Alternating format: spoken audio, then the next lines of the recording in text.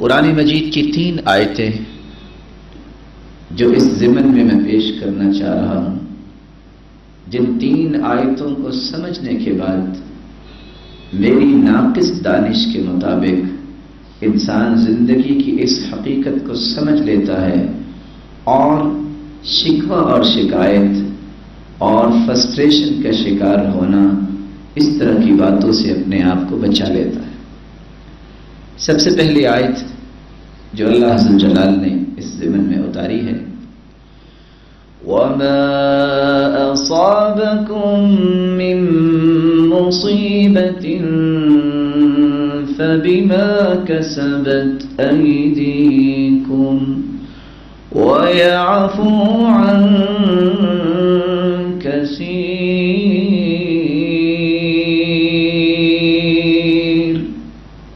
تمہیں کوئی بھی مصیبت لاحق ہوتی ہے، جب بھی آپ کو پریشانی آتی ہے تو آپ کی زبان فوراً یہ کیوں کہتی ہے کہ اللہ نے میرے ساتھ ایسا کیا؟ اس قرآن کا مشن اور منہج سمجھنے والے وہ یہ کیوں نہیں کہتے جو قرآن کہہ رہا ہے کہ کوئی بھی مصیبت، کوئی بھی پریشانی تمہیں اگر لاحق ہوتی ہے تو تمہارے ہاتھوں کی کمائی ہے، تمہاری غلطی اور کوتاہی کا نتیجہ ہے۔ ایک چور اگر فیصل آباد داخل نہیں ہوتا تو کس نے اس کو روکا ہے فیصل آباد نہ آئے؟ وہ چوری کر کے بھاگا ہوا ہے، وہ ایسا نہ کرتا جس طرح بقیہ مسلمانوں کی عزت ہے اس کی بھی عزت ہے۔ ایک شخص اللہ عز و جلال کی عبادت کے لیے سر نہیں جھکاتا اور پھر کہتا ہے میں پریشان ہوں، جو رب کے سامنے جھکنا نہیں جانتا وہ اللہ کی عطاؤں کو سمیٹنا کیسے جانتا ہے؟ اس لیے کسی بھی مصیبت کا اصل محرک جو ہے وہ انسان کی اپنی ذات بھی ہوتی ہے۔ دوسری جگہ اللہ عز و جلال نے ایک اور فیصلہ دیا ہے جس میں بہت بڑی تسلی بھی ہے، اور مسلمانوں کے لیے چونکہ اسلام نے تسلیاں ہی دی ہیں، ان کو بہت ساری تکلیفوں کا سامنا جو ہوتا ہے حقیقت میں وہ تکلیفیں نہیں ہوتی، ان کو اللہ اپنے قریب کرنا چاہتا ہے۔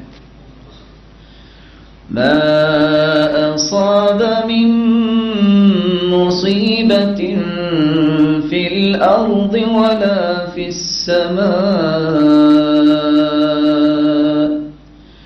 إلا في كتاب من قبل أن نبرأها إن ذلك على الله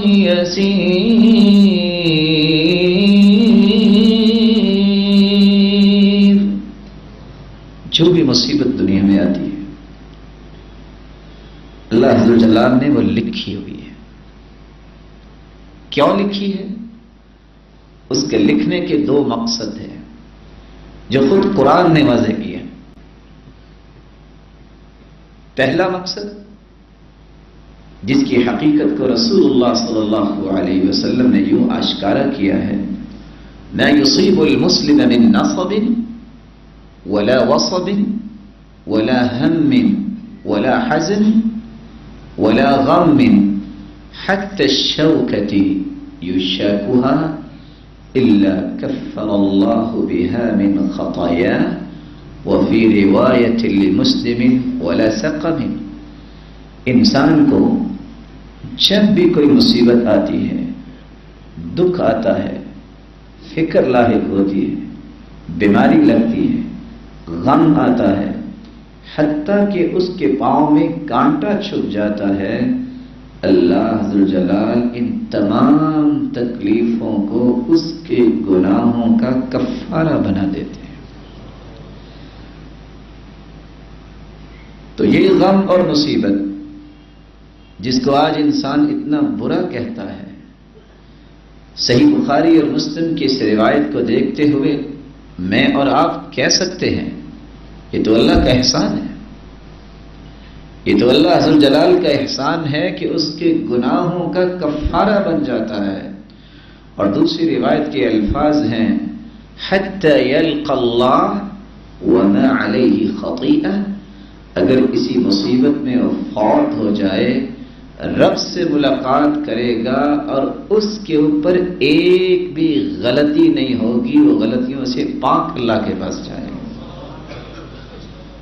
اور اگر وہ اس مصیبت اور بیماری میں زندہ ہے، شکوہ شکایت نہیں کرتا رب تعالیٰ کی، صبر کرتا ہے، تو رسول اکرم صلی اللہ علیہ وسلم کا فرمان ہے، حدیث قدسی کے الفاظ کا شیوع ہے کہ اللہ عز و جلال فرماتے ہیں جو شکوہ نہیں کرتا، صبر کرتا ہے، اطلقتہ من اساری ثم ابدلتہ لحما خیرا من لحمی ودما خیرا من دمی ثم یستأنف العمل، میں اس کو پھر بیماریوں کی کڑیوں سے جب آزاد کر دیتا ہوں تو اس کے اس صبر کے نتیجے میں، اس مضبوطی کے نتیجے میں اس کو انعام کیا دیتا ہوں؟ 3 انعامات دیتا ہوں۔ پہلا انعام، اگر اس کا خون کم ہوا ہے تو میں اسے پہلے خون سے بہتر خون عطا کرتا ہوں۔ اگر اس کا گوشت پوست اس میں کمی ہوئی ہے تو میں اس سے اچھا اسے گوشت اس کے جسم کا بنا دیتا ہوں۔ ثم یستأنف العمل، اور گویا اس دن اس نے اپنی زندگی کے اعمال کو دوبارہ سے شروع کیا ہے۔ بیماری پہ صبر کیا، دکھوں مصیبتوں پہ صبر کیا۔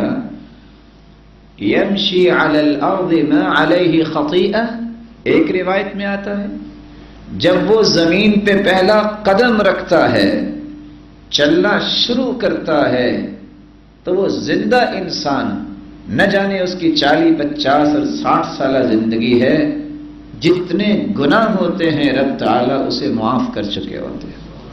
اور دوسری روایت کے الفاظ ہیں فَحِينَئِذٍ يَقْعُدْ لَا ذَنْبَ لَهُ، اگر وہ اٹھ کے بیٹھ جائے تو اس پہ کوئی گناہ نہیں ہوتا۔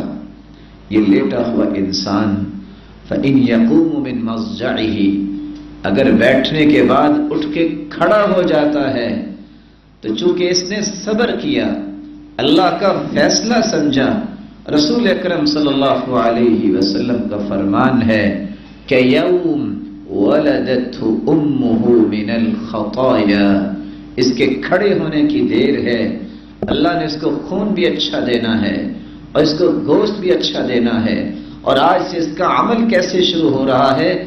جس طرح اس کی والدہ نے اس کو جنا تھا گناہوں سے پاک، اسی طرح ہی آج اس کی زندگی دوبارہ ہو گئی۔